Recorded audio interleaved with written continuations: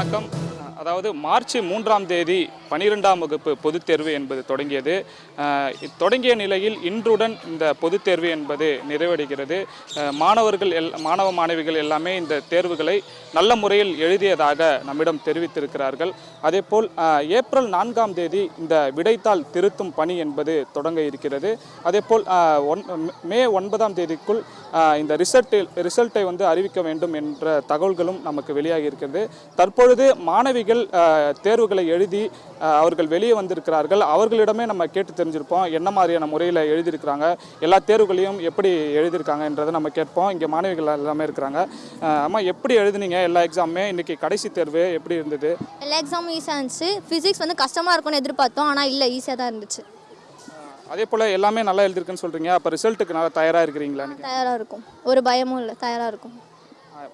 இந்த மாணவி குறிப்பிட்டது போ எந்த தேர்வு ரிசல்ட்டுக்கு நாங்கள் தயாராக இருக்கிறோம் என்று மாணவிகள் தெரிவிச்சிருக்கிறாங்க. அதே மாதிரி இன்னொரு மாணவிகிட்ட நம்ம கேட்டு தெரிஞ்சுப்போம். நீங்கள் எப்படி எழுதுனீங்க இன்னைக்கு லாஸ்ட் எக்ஸாம்? இன்னைக்கு நல்லா எழுதினேன் நான். அதே மாதிரி எல்லா எக்ஸாமுமே எப்படி இருந்தது?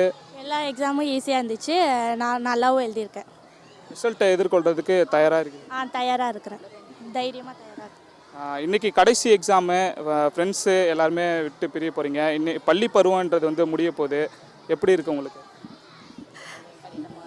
மிஸ் பண்ணுறோம், ஆனால் எல்லாம் ஒன்றா தான் இருப்போம் கடைசி வரைக்கும். ஆனால் மிஸ் பண்ணுறோம் கொஞ்சம். ஆசிரியர்கள்லாம் இன்றைக்கி பல வகையில் உங்களை கற்றுக் கொடுத்து இன்றைக்கி தேர்வுகள்லாம் எழுதி முடித்த அளவுக்கு உங்களை பயிற்சி அளித்து அனுப்பியிருக்கிறாங்க. ஆசிரியர்களுக்கெல்லாம் நீங்கள் என்ன சொல்ல விரும்புகிறீங்க? நன்றி சொல்ல தெரிவிக்கிறோம்.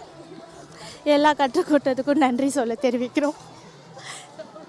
அதாவது மாணவ மாணவிகள் நல்ல முறையில் தேர்வு எழுதியிருக்கிறோம் என்று தெரிவித்திருக்கிறார்கள். அதேபோல் நண்பிகளை எல்லாருமே விட்டு பிரிய முடியவில்லை என்று தெரிவித்திருக்கிறார்கள். ஆசிரியர்களுக்கு மிகவும் நன்றி தெரிவித்திருக்கிறார்கள். பல லட்சம் மாணவர்கள் இங்கே தமிழகத்தில் தேர்வு எழுதியிருக்கிறாங்க. பல்வேறு வகையான முறையில் நல்ல முறையில் ஒட்டுமொத்தமாக தமிழகத்தில் நல்ல முறையில் எல்லா மாணவர்களும் தேர்வு எழுதியிருக்கிறாங்க. பல்வேறு பாதுகாப்பு பணியிலையுமே ஈடுபட்டிருந்தாங்க காவல்துறை. இந்த தேர்வு இதெல்லாமே தாண்டியும் கூட அதாவது பாதுகாப்பு பணியில் பல்வேறு பள்ளிகளில் பாதுகாப்பு பணியில் ஈடுபட்டு வராங்க. காரணம், கடைசி நாள் எந்த விதமான அசம்பாவிதங்கள்லாம் ஏற்பட்டுவிடக்கூடாது. மாணவர்கள் ஒழுங்கான முறையில் வீட்டிற்கு செல்ல வேண்டும்.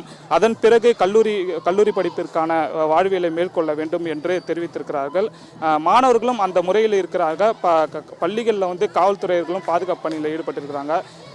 இன்றைக்கான கடைசி தேர்வு என்பது எழுதி முடித்துட்டு பள்ளிகளை விட்டு மாணவர்கள் மாணவிகள் விடைபெற்றக்கூடிய சூழல் தான் நம்ம பார்த்து கொண்டு இருக்கிறோம். கிஃப்டி.